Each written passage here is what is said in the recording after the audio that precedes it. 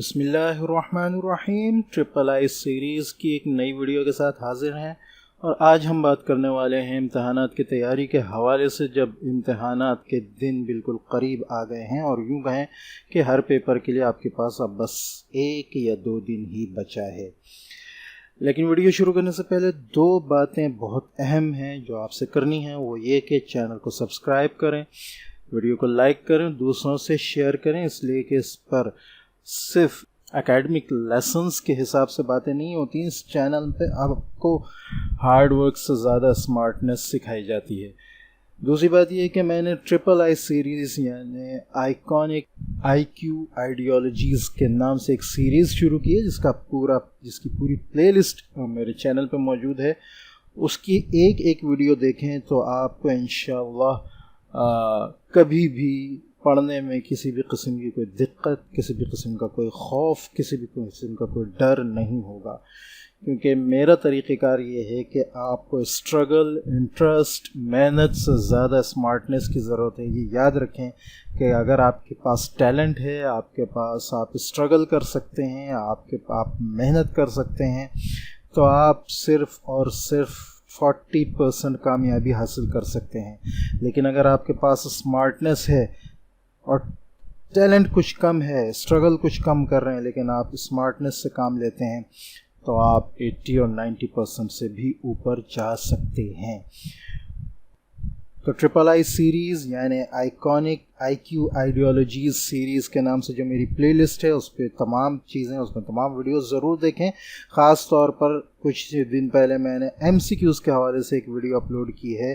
क्योंकि MCQs अब बहुत ज़्यादा आएंगे, लिहाजा उनको हल किस तरह किया जाए, ख़ास तौर पर उन MCQs को जिनको आपने याद नहीं किया है, उनको कैसे हल किया जाए। उस वीडियो का लिंक भी मैं इंशाल्लाह डिस्क्रिप्शन में दे दूँगा। लेकिन आप उस पूरी प्लेलिस्ट को ज़रूर देखें, उसकी एक वीडियो को ज़रूर देखें, इसलिए कि वो वीडियोस आपकी ज़िंदगी बदलने वाली हैं, आपके जहन को बहुत ज़्यादा पढ़ाई के मामले में सुकून देने वाली हैं। ठीक है, आते हैं हम अपनी वीडियो की तरफ। आपके इम्तिहान शुरू हो गए हैं, आपके पास अब 1-2 दिन ही बचे हैं हर पेपर के लिए। तो अब आपने क्या करना है ये ज़्यादा अहम नहीं है, अब आपने क्या नहीं करना ये बहुत ज़्यादा अहम है। आपने बहुत से लोगों से सुना होगा कि आपको क्या करना चाहिए, आप किस चीज़ को करेंगे तो आप मेहनत करना चाहिए, पेपर में अच्छे नंबर लेंगे। लेकिन आज हम बात करने वाले हैं उन चीज़ों पर कि जिन चीज़ों से आपने इम्तिहानात के दौरान दूर रहना है और बिल्कुल भी करीब नहीं जाना है और बिल्कुल भी नहीं करना है, जबकि बहुत से बच्चे वो चीज़ें कर रहे होते हैं।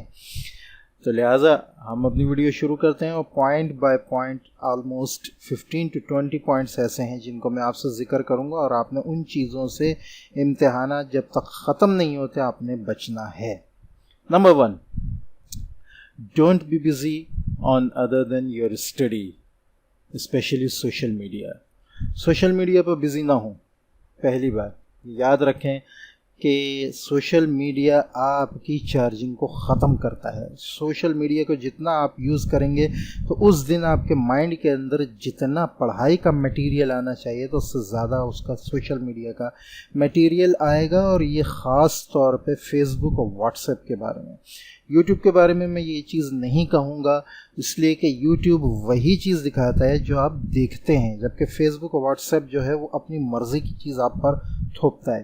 तो लिहाजा यूट्यूब और दूसरे के अब इस वक्त यूट्यूब पर बहुत से बच्चों के लिए पढ़ाई के मामले के लिहाज से बहुत ज़्यादा मटेरियल मौजूद है, लिहाजा उसको छोड़ना ज़रा सा मुश्किल है। लेकिन उस पर भी आप अपने मकसद की चीज़ पर रहें, कहीं और ना जाएं। बहरहाल जितना सोशल मीडिया से दूर रहेंगे उतना आप अपने अंदर पढ़ाई को ज़्यादा समझेंगे।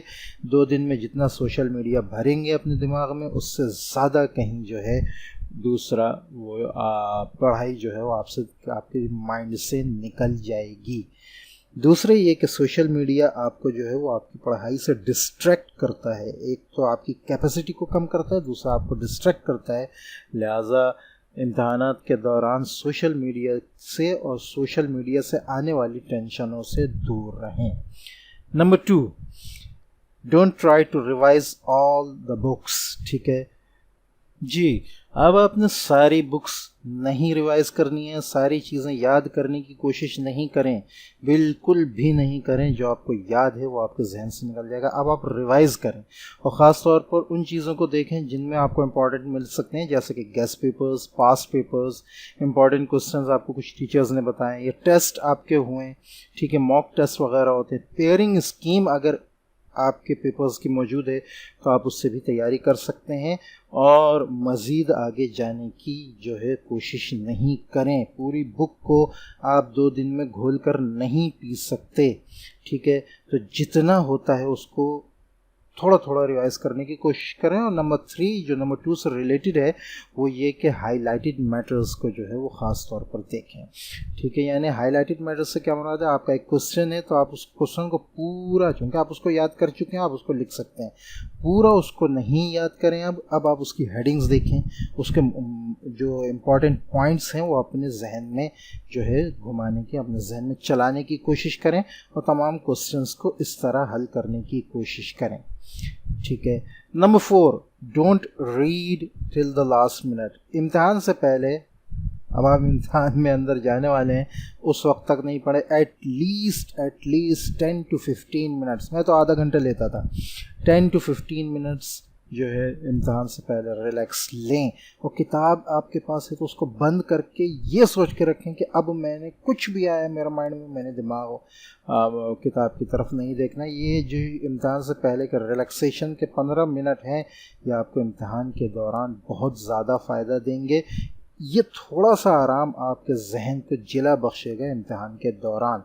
तो इम्तिहान से 10-15 मिनट पहले किताब को बंद करके बैग के अंदर रख दें, ठीक है।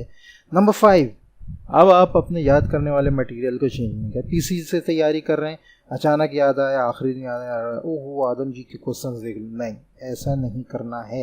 ये भी आपको टेंशन में डालेगा। जब आप आदम जी के पेपर्स उठाएंगे तो हो सकता है आपके सामने कुछ वो क्वेश्चंस आए हैं जिनको अभी तक आपने देखा ही नहीं है, ले भाई काम ख़राब, ठीक है। तो लिहाजा अब वो वक्त है कि अब आपने नई चीज़ कोई नहीं देखनी है, बल्कि जिन चीज़ों से आप याद करते आ रहे हैं सिर्फ उन्हीं चीज़ों से याद करना है, तैयारी करनी है, ठीक है। पेपर जब शुरू होगा तो आपने सबसे पहले टाइम सेटिंग कर लेनी है। ये मैंने MCQs की वीडियो में भी ये बात बताई थी कि डिवाइड योर टाइम, अपने टाइम को अपने क्वेश्चंस के लिहाज से डिवाइड कर दें और पूरी कोशिश करें कि आपने जितना टाइम एक क्वेश्चन के लिए रखा है उससे ज़्यादा नहीं बढ़ पाए। बहुत से बहुत 3-4 मिनट, 5 मिनट अपने टाइम को जो है वो एक साथ करना सीखें, डिवाइड करना सीखें। इसके बगैर आप पेपर नहीं कर सकते। Number 7, don't follow the sequence से करने की कोशिश नहीं करें। बहुत से बच्चे क्वेश्चन नंबर 1, 2, 3, 4, 5 इस तरह सीक्वेंस से करते हैं, कुछ लास्ट से करते हैं, क्वेश्चन नंबर 11, 10, 9, 8। ये नहीं करना है। अगर आप इस चीज़ के पाबंद हैं तो ये आपको बहुत ज़्यादा परेशान करेगा। बीच में अगर कोई भी ऐसा क्वेश्चन आया जो आपको याद नहीं है तो वो आपको टेंशन में डाल देगा और पेपर के आखिरी लम्हे तक आपको टेंशन देगा। तो सीक्वेंस फॉलो नहीं करें।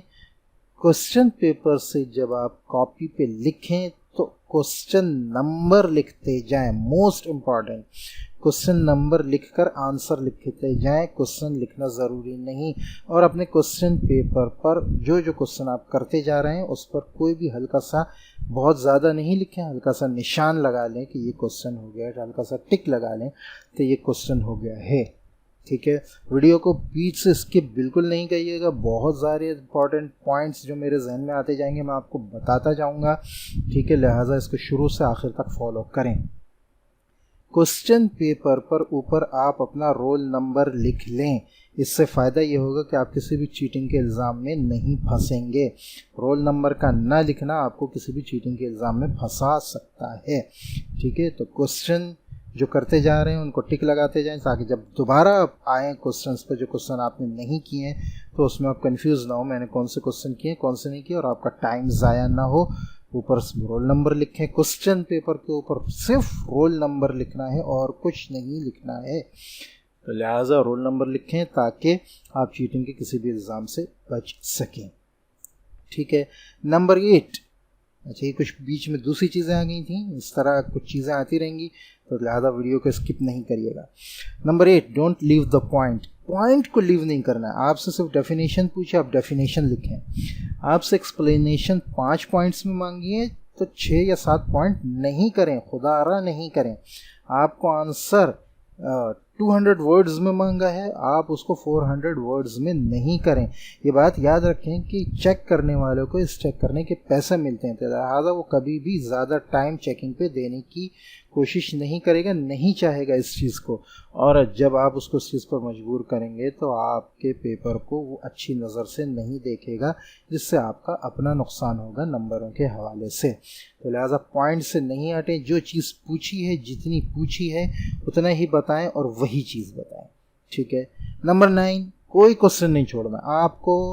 आपने करने 6 क्वेश्चन, आपको आते हैं 5 क्वेश्चन, ठीक है। छठा क्वेश्चन ज़रूर शुरू करें, कुछ ना कुछ लिखें। आपको उसकी 20 लाइनों में से 4 लाइनें आती हैं, ठीक है। आप बीच में 16 लाइनों में कुछ ना कुछ उसके हवाले से लिखें। अगर ये भी नहीं आता तो ये एक स्मार्ट ट्रिक है जो मैं आपको बता रहा हूँ कि आंसर से रिलेटेड शुरू की 4 या 5 लाइनें और लास्ट की 4 या 5 लाइनें लिखें, और बीच में आप उसी राइटिंग के हिसाब से कुछ भी लिख देंगे तो इंशाल्लाह ये स्मार्टनेस आपके बहुत काम आएगी। जिस क्वेश्चन पे आपको 1 नंबर नहीं मिलना था, उस पर आपको बहुत सारे नंबर मिल जाएंगे, ठीक है, पूरे नंबर मिल जाएंगे, ठीक है। तो लिहाजा कोई क्वेश्चन नहीं छोड़ना। आपने 6 क्वेश्चन करने को कहें, आपको 5 आते हैं, छठा क्वेश्चन किसी न किसी तरह कुछ ना कुछ ज़रूर लिखें। Number 10, don't forget the diagram. बहुत से बच्चे काम करते हुए, खासतौर पर बायो में, केमिस्ट्री में, फिजिक्स में जो है काम करते हुए, और मैथ में भी, मैथ के थ्योरम्स वगैरह में, ठीक है, ट्रिग्नोमेट्री के सवालात में, ठीक है, तो उसमें काम जब कर रहे होते हैं तो वो सोचते हैं कि मैं लिख लूँ और डायग्राम बाद में बना लूँ, डायग्राम भूल जाते हैं। तो डायग्राम या तो साथ ही साथ बनाएं, ठीक है, या अगर बाद में बनानी है, जो कि अच्छी आदत नहीं है, तो कोई ना कोई पेपर पे पेंसिल से रिमाइंडर लिख के रखें कि ये मैंने यहाँ पर डायग्राम बनाया है, ठीक है। नंबर 11, एक्स्ट्रा क्विक ना हो, बहुत ज़्यादा तेज़ न चलें। बहुत ज़्यादा तेज़ न चलने से क्या मुराद है कि क्वेश्चन के आंसर्स को तेज़ी से करने की कोशिश ना करें। आप सोच रहे हैं कि मेरा दोस्त जल्दी निकल जाएगा, मैं रह जाऊँगा, दोस्त के साथ जाना है, ले भाई पेपर जो है वो 1.5 घंटे में पूरा करके दे दिया, किया क्या, कुछ भी नहीं। तो लिहाजा एक्स्ट्रा क्विक बिल्कुल भी ना हो, क्वेश्चंस को प्रॉपरली पढ़ें और फिर उसके बाद नंबर सही लिख के जो है आंसर लिखें। अच्छा, एक बात और मैं बताता चलूँ, जब आंसर शीट पर आप आंसर्स लिखेंगे तो नंबर अपने नहीं डालेंगे, क्वेश्चन नंबर अपने नहीं डालेंगे, वो नंबर डालेंगे जो आपके क्वेश्चन पेपर पे लिखे हैं। क्वेश्चन नंबर 5 आप सबसे पहले कर रहे हैं तो क्वेश्चन नंबर 1 नहीं लिखेंगे, बल्कि आप क्वेश्चन नंबर 5 ही लिखेंगे, ठीक है। अच्छा, number 12, don't skip questions in between. इसका क्या मतलब है? इसका ये मतलब है कि क्वेश्चंस अगर आप बीच में छोड़ रहे हैं, वैसे तो छोड़ने नहीं हैं, बगैर कोई निशान लगाए, बगैर कोई निशान, यानी जो आप कर रहे हैं उन पे निशान लगा लें, या जो नहीं कर रहे हैं उन पे निशान लगाएं, ठीक है। तो लिहाजा उनको छोड़ना नहीं है, इसलिए कि वो फिर आखिर के जो टाइम है उसमें आपके लिए मसला खड़ा कर सकते हैं। Number 13, never give up. आपको कुछ भी नहीं आता, कुछ भी नहीं आता, तब भी आपने हार नहीं माननी है। मैंने बताया ना कि आपको अगर कुछ भी नहीं आता, आपको 4 लाइनें आपके थोड़ी बहुत शुरू की आती हैं, 4 आखिर की आती हैं, बीच में 20 लाइनें आप कुछ भी लिख दें, ये एक ट्रिक है। इंशाल्लाह आपके इसमें पूरे नंबर आएंगे, ठीक है। और 13 नंबर बता दिया कि हार नहीं माननी है, हार तो बिल्कुल नहीं माननी है। वैसे भी मर्दों की आदत यही होती है कि वो कहीं टूट फूट को बर्दाश्त नहीं करते और उससे को अपने जहन पर टेंशन में ले लेते हैं। लिहाजा आप इस चीज़ का ख्याल रखें कि कभी हार नहीं माननी है। नंबर 14, एक क्वेश्चन के पीछे नहीं पड़े रहें, टाइम जो आपने डिवाइड किया उसके मुताबिक चलें, और अगर एक क्वेश्चन पर उससे ज़्यादा टाइम लग रहा है या अभी तक आपने शुरू नहीं किया, बहुत टाइम गुजर गया है, आप वो क्वेश्चन छोड़ दें, कोई और कर लें उसकी जगह, ठीक है। मार्जिन लगाने का ख़ास ख्याल रखें, कोशिश करें कि दोनों साइड मार्जिन लगाएं। अगर पहले से लगी हुई है वेल एंड गुड, अगर नहीं लगी लगा लें। ठीक है। नंबर 16 पेपर के बाद आपने पेपर डिस्कस नहीं करना है किसी से भी, और ख़ुद भी उसको ढूंढने की कोशिश नहीं करनी है ज़्यादा। इसकी वजह ये है कि अगर आप उसको डिस्कस करेंगे उसमें आपकी गलतियां सामने आ जाएंगी, तो वो गलतियां आपको नेक्स्ट पेपर में डिप्रेस कर सकती हैं। लिहाजा डिप्रेशन बिल्कुल नहीं लेना है, परेशानी बिल्कुल नहीं लेनी है। ठीक है। और अपने एग्ज़ाम्स को जो हो गए हैं उनको कहीं भी डिस्कस नहीं करना है।